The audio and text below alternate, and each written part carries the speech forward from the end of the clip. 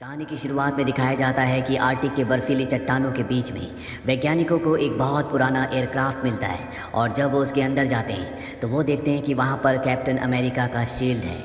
और यहाँ से कहानी जाती है सन 1942 में, जहाँ पर एडोल्फ हिटलर का खास आदमी जिसका नाम जोहान है। जोहान एडोल्फ हिटलर के लिए हथियार बनाता है, साथ ही वो हाइड्रा टेररिस्ट ऑर्गेनाइजेशन का कमांडर भी होता है। वो अपने लोगों के साथ चर्च में जाता है जहाँ पर वो कोई खास चीज़ ढूंढ रहा है। जोहान को इतिहास का और यहाँ तक कि अध्यात्म का भी बहुत ज्ञान होता है। यहाँ पर जो चीज़ वो ढूंढ रहा होता है उसे मिल जाती है, लेकिन जल्दी वो समझ जाता है कि ये नकली है। इसके बाद वो चर्च के फादर से उसके बारे में पूछता है। चर्च के फादर कहते हैं कि जिस चीज़ को तुम पाना चाहते हो तुम उसके लायक नहीं हो, ना ही तुम उसकी पावर को कंट्रोल कर सकते हो और ना ही तुम्हारे इरादे नेक हैं। जोहान चारों तरफ देखता है और तभी उसे दीवार पर एक बटन दिखता है। उस बटन को दबाने से अंदर से एक बॉक्स बाहर निकलता है और जब वो उस बॉक्स को खोलता है तो उसके अंदर से नीले रंग की रोशनी निकलती है। दरअसल इसके अंदर टेसरेक्ट है। ये एक ऐसा अवशेष है जिसके अंदर दैविक शक्तियाँ हैं। जोहान फादर को मारकर टेसरेक्ट लेकर वहाँ से निकल जाता है। कहानी यहाँ से एक साल आगे बढ़ती है सन 1943 में, जहाँ पर स्टीव रॉजर्स नाम के एक लड़के को दिखाया जाता है जो सेना में भर्ती होकर अपने देश के लिए कुछ करना चाहता है, क्योंकि इस वक्त चारों तरफ जंग का माहौल होता है। लेकिन वो जितनी बार भी सेना में भर्ती होने की कोशिश करता है हमेशा उसे रिजेक्ट कर दिया जाता है, क्योंकि उसे बहुत सारी मेडिकल प्रॉब्लम्स होती है। इस बात से स्टीव रॉजर्स निराश हो जाता है। अगले दिन वो अपने दोस्त बकी से मिलता है जो पहले से आर्मी में है। बकी उसे एक एग्जीबिशन में ले जाता है जहाँ पर फ्यूचर की चीज़ों की प्रदर्शनी लगी होती है। यहाँ पर हमें हॉवर्ड स्टार्क को भी दिखाया जाता है जो टोनी स्टार्क यानी कि आयरन मैन के पिता है। वो यहाँ पर अपनी कंपनी की फ्लाइंग कार को सबको दिखा रहे होते हैं। तभी स्टीव रॉजर्स को वहाँ पर आर्मी में भर्ती होने की एक एडवर्टीजमेंट दिखती है। स्टीव रॉजर्स वहाँ पर चला जाता है। बकी भी उसके पीछे आता है। वो उसे समझाने की कोशिश करता है कि तुम कई बार रिजेक्ट हो चुके हो, अब तुम्हें ऐसी कोशिश नहीं करनी चाहिए। स्टीव कहता है कि हमारे देश के जवान अपने देश की रक्षा के लिए, अपनी आज़ादी के लिए वहाँ जंग में लड़ रहे हैं, अपनी जान दे रहे हैं। मैं भी अपने देश के लिए कुछ करना चाहता हूँ। वहीं पीछे एक वैज्ञानिक जिनका नाम इब्राहिम रेस्किन होता है, वो स्टीव रॉजर्स की ये सारी बातें सुन रहे होते हैं। इसके बाद स्टीव रॉजर्स अंदर भर्ती के लिए जाता है जहाँ पर उसका मेडिकल हो रहा होता है। तभी वहाँ पर नर्स आती है और डॉक्टर को सब कुछ बता देती है कि स्टीव रॉजर्स ने पहले भी कई बार आर्मी में ट्राई किया है और वो हमेशा मेडिकल में फेल हो गया था। डॉक्टर यहाँ से चला जाता है। स्टीव समझ जाता है कि वो एक बार फिर से रिजेक्ट हो गया, पर तभी यहाँ पर वो वैज्ञानिक जिसने स्टीव रॉजर्स की सारी बातें सुनी थी, जिनका नाम इब्राहिम है, वो यहाँ पर आ जाते हैं और स्टीव को बताते हैं कि मैं आर्मी के साइंस प्रोजेक्ट्स पर काम करता हूँ, क्या तुम नाजी लोगों को मारना चाहते हो? स्टीव कहता है कि मुझे दादागिरी पसंद नहीं है, पर मैं अपने देश की रक्षा करना चाहता हूँ। स्टीव डॉक्टर इब्राहिम को अपने बारे में कुछ झूठ भी बताता है। डॉक्टर इब्राहिम उसे कहते हैं कि अगर तुम मुझे अपने बारे में सब कुछ सच बताओगे तो हो सकता है कि शायद मैं तुम्हारी मदद कर सकूं। स्टीव उन्हें सच बता देता है कि मैं ब्रुकलिन से हूँ और सेना में भर्ती होने के लिए 5 बार कोशिश कर चुका हूँ। डॉक्टर इब्राहिम उसे मेडिकल में पास कर देते हैं और अब वो एक सोल्जर बन चुका है। पर ट्रेनिंग में स्टीव रॉजर्स अपनी मेडिकल प्रॉब्लम की वजह से हर एक एक्टिविटी में पीछे रहता है। एक बार सारे जवान रनिंग करते हुए बहुत दूर जाते हैं। वहाँ पर एक पोल पे झंडा होता है। सबको बताया जाता है कि आधे रास्ते तक हम आ चुके हैं और जो इस झंडे को निकालेगा वो गाड़ी में वापस जा सकता है। सब पोल के ऊपर चढ़ने की कोशिश करते हैं लेकिन कोई भी झंडा नहीं निकाल पाता। दरअसल आज तक इस झंडे को किसी भी सोल्जर ने नहीं निकाला, लेकिन तभी स्टीव रॉजर्स उस डंडे को गिरा देता है और झंडा निकाल कर गाड़ी में बैठ जाता है। अब अगले दिन जब सबकी ट्रेनिंग चल रही होती है तो यहाँ पर डॉक्टर इब्राहिम आते हैं जो कर्नल को बताते हैं कि मैं सुपर सोल्जर प्रोग्राम के लिए स्टीव रॉजर्स को चुनना चाहता हूँ। ये सुनकर वो पूरी तरह से शॉक्ड होते हैं। वो कहते हैं कि अगर हमने इसके हाथ में सुई चुभाई तो सुई आर पार हो जाएगी, ये सबसे कमज़ोर है। इस काम के लिए मेरे पास एक जवान है जिसके अंदर बहुत सारी खूबियाँ हैं।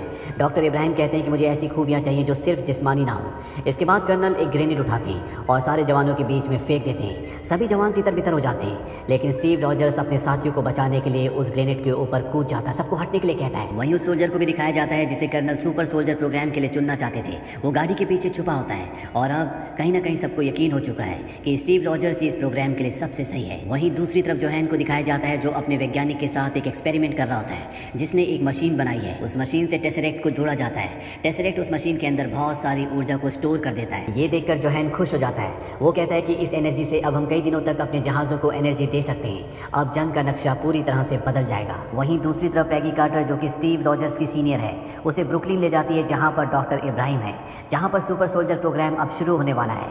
यहां पर हॉवर्ड स्टार्क भी होते हैं जिन्होंने इस एक्सपेरिमेंट के लिए मशीन बनाई होती है। स्टीव रॉजर्स की बॉडी के अंदर सीरम डाल दिया जाता है। इसके बाद उसे हॉवर्ड स्टार्क की बनाई हुई मशीन के अंदर डाला जाता है और उसकी बॉडी के ऊपर वीटा रेस छोड़ी जाती है। धीरे धीरे परसेंटेज बढ़ाई जाती है और जब 70% पे पहुंच जाता है तो यहाँ पर मशीन से चिंगारी निकलना शुरू हो जाती है। डॉक्टर इब्राहिम मशीन को बंद करने के लिए कहते हैं, लेकिन तभी अंदर से स्टीव रॉजर्स कहता है कि बंद मत करो, मैं इसे सह सकता हूँ। और इसके बाद हॉवर्ड स्टार्क मशीन को 100% पे ले जाते हैं। कुछ देर बाद मशीन अपने आप ही बंद बंद हो जाती है और जब उस चैम्बर को खोला जाता है जिसके अंदर स्टीव रॉजर्स था तो वो पूरी तरह से बदल चुका होता है। उसकी सारी बीमारियां ठीक हो चुकी होती है। पहले वो एक दुबला पतला लड़का था पर अब उसकी शारीरिक रचना पूरी तरह से बदल गई होती है। यानी कि इनका सीरम का जो एक्सपेरिमेंट था सुपर सोल्जर बनाने का वो पूरी तरह से कामयाब हुआ। इसीलिए सब यहाँ पर बहुत खुश होते हैं। तभी यहाँ पर एक आदमी जो कि जोहैन का आदमी है वो एक ब्लास्ट करता है और सीरम की जो आखिरी ट्यूब होती है उसे निकाल लेता है। साथ ही वो डॉक्टर इब्राहिम को गोली भी मार देता है और यहाँ से भाग जाता है। स्टीव रॉजर्स के आगे डॉक्टर इब्राहिम की मौत हो जाती है।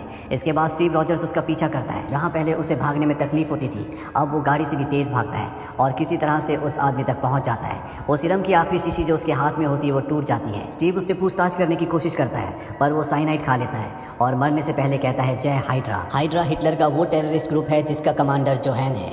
वहीं जोहैन को दिखाया जाता है जिसने टेसरेक्ट की मदद से बहुत ही खतरनाक हथियार बना लिए होते हैं और यहाँ पर वो हिटलर के कुछ खास आदमियों को मार देता है क्योंकि वो खुद हाइड्रा का लीडर बनना चाहता है। वहीं दूसरी तरफ स्टीव रॉजर्स को दिखाया जाता है जिसके ब्लड सैंपल्स लिए जा रहे होते हैं क्योंकि सीरम की आखिरी बोतल भी टूट चुकी है। इनके पास सीरम का कोई भी सैंपल नहीं है और साथ ही डॉक्टर इब्राहिम भी मारे जा चुके हैं। पैगी कार्टर स्टीव से कहती है डॉक्टर इब्राहिम के बिना दोबारा सीरम बनाने में कई साल लग जाएंगे।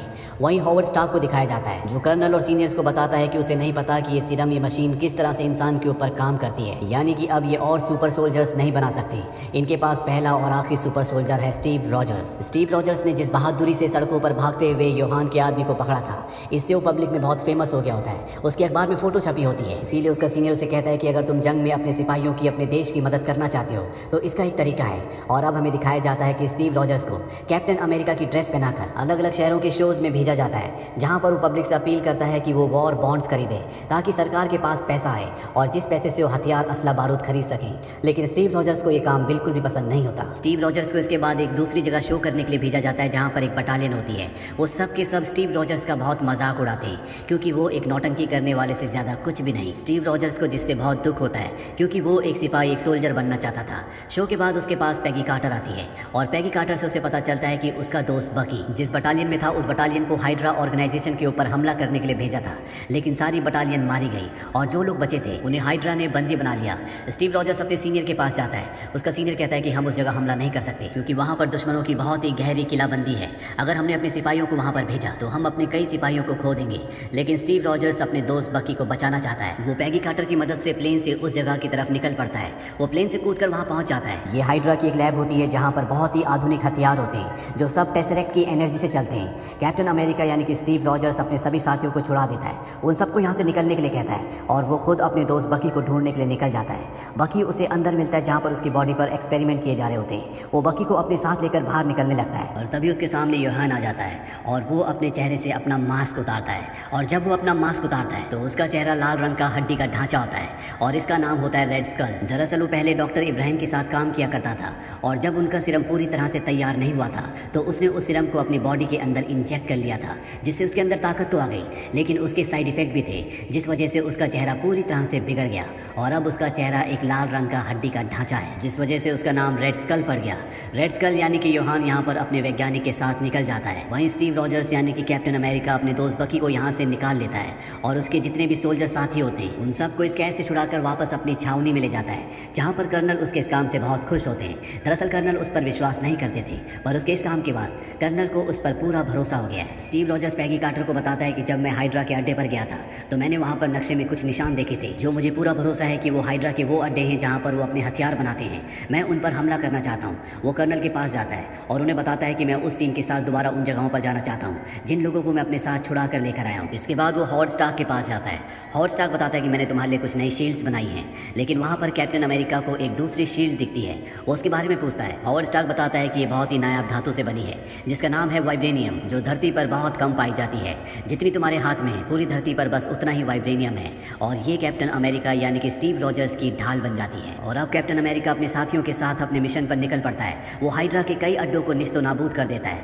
वहीं कैप्टन अमेरिका और पैगी कार्टर अब एक दूसरे को पसंद करते हैं, एक दूसरे से प्यार करते हैं। वहीं स्टीव रॉजर्स यानी कि कैप्टन अमेरिका अपने खास लोगों के साथ एक खास मिशन पर जाता है। दरअसल वो रेड स्कल यानी कि योहान के बायोकेमिस्ट को जिसका नाम डॉक्टर जोला है उसे पकड़ने के लिए जाता है। वो एक ट्रेन से कहीं जा रहा होता है। कैप्टन अमेरिका अपने सभी साथियों के साथ ट्रेन के अंदर एंटर कर जाता है। वो डॉक्टर जोला को पकड़ लेता है लेकिन उसका दोस्त बकी ट्रेन के बाहर फंस जाता है। कैप्टन अमेरिका अपने दोस्त को बचाने की कोशिश भी करता है पर जिस हैंडल को पकड़कर वो लटका होता है वो टूट जाता है और बकी गहरी खाई में गिर जाता है। वहीं जोला जिसे अब पकड़ लिया गया है वो कर्नल को बताता है कि बहुत जल्दी रेड स्कल दुनिया के बड़े बड़े देशों पर बॉम्ब गिराने वाला है, जिससे पूरी दुनिया लगभग पूरी तरह से तबाह हो जाएगी। कैप्टन अमेरिका अपने साथियों के साथ हाइड्रा के उस अड्डे पर जहाँ पर रेड स्कल होता है वहाँ पहुँच जाता है, जहाँ पर बहुत खतरनाक हथियार होते हैं। रेड स्कल यहाँ से टेसरेक्ट और खतरनाक हथियारों को लेकर एक प्लेन से निकल जाता है, पर तभी कैप्टन अमेरिका पैगी कार्टर की मदद से उस प्लेन तक पहुँच जाता है और अब कैप्टन अमेरिका और रेड स्कल के बीच में एक खतरनाक लड़ाई होती है। इसी लड़ाई के बीच में कैप्टन अमेरिका अपना शील्ड रेड स्कल की तरफ फेंकता है, जो शील्ड उस मशीन से टकराता है जिसके अंदर टेसरेक्ट होता है। टेसरेक्ट बाहर आ जाता है, रेड स्कल टेसरेक्ट को पकड़ता है, लेकिन वो उसकी एनर्जी को बर्दाश्त नहीं कर पाता। टेसरेक्ट की एनर्जी से, उसकी पावर से स्पेस में एक वार्म होल खुल जाता है, जिसके अंदर रेड स्कल समा जाता है। टेसरेक्ट वहीं प्लेन में गिर जाता है, लेकिन उसकी पावर इतनी ज़्यादा होती है कि वो प्लेन की धातु को गलाकर नीचे चला जाता है। वहीं कैप्टन अमेरिका प्लेन को कंट्रोल करने की कोशिश करता है, लेकिन वो समझ जाता है कि इसको कंट्रोल नहीं किया जा सकता। वो पैगी कार्टर को रेडियो पर बताता है कि ये न्यूयॉर्क की तरफ बढ़ रहा है और अगर मुझे लोगों को बचाना है तो मुझे इसे क्रैश करना होगा। पैगी कार्टर उसे ऐसा करने से मना करती है क्योंकि वो उससे प्यार करती है, पर कैप्टन अमेरिका अपने देश के लोगों की जान बचाने के लिए अपनी कुर्बानी दे देता है। वो आर्टिक में उस प्लेन को क्रैश कर देता है और कुछ ही पलों बाद वो पूरा का पूरा प्लेन बर्फ के अंदर समा जाता है। वहीं हॉवर्ड स्टार्क को टेसरेक्ट मिल जाता है, लेकिन कैप्टन अमेरिका का कुछ पता नहीं चलता। इसके बाद जर्मनी की हार हो जाती है और वर्ल्ड वॉर 2 खत्म हो जाता है। कहानी अब वापस प्रेजेंट में आती है, जहाँ पर कैप्टन अमेरिका की आंख एक हॉस्पिटल में खुलती है। उसके पास नर्स आती है। कैप्टन अमेरिका उससे पूछता है कि मैं कहाँ पर हूँ। वो उसे बताती है कि तुम न्यूयॉर्क के एक हॉस्पिटल में हो। कैप्टन अमेरिका को उस पर शक होता है क्योंकि रेडियो पर जिस मैच की कमेंट्री चल रही होती है वो सन 1941 में हुआ था और कैप्टन अमेरिका का जो एक्सीडेंट हुआ था वो हुआ था सन 1945 में। इसीलिए वहाँ से भाग जाता है और जब वो न्यूयॉर्क सिटी के टाइम स्क्वायर पर आता है तो वो देखता है कि दुनिया पूरी तरह से बदली हुई है और अगले पल उसके सामने निक फ्यूरी आता है। वो उसे बताता है कि तुम्हारा क्राफ्ट आज से 70 साल पहले क्रैश हुआ था। 70 सालों तक तुम बर्फ के नीचे दबे हुए थे, पर फिर भी तुम जिंदा रहे। हम तुम्हें धीरे धीरे सब कुछ बताने वाले थे, लेकिन तुम्हारा दिमाग बहुत तेज है, तुमने सब कुछ खुद ही पता लगा लिया। और इसके बाद पोस्ट क्रेडिट सीन में हमें दिखाया जाता है कि निक फ्यूरी कैप्टन अमेरिका के पास जाते हैं और उसे बताते हैं कि मेरे पास तुम्हारे लिए एक खास मिशन है। इसी के साथ ये फिल्म यहीं पर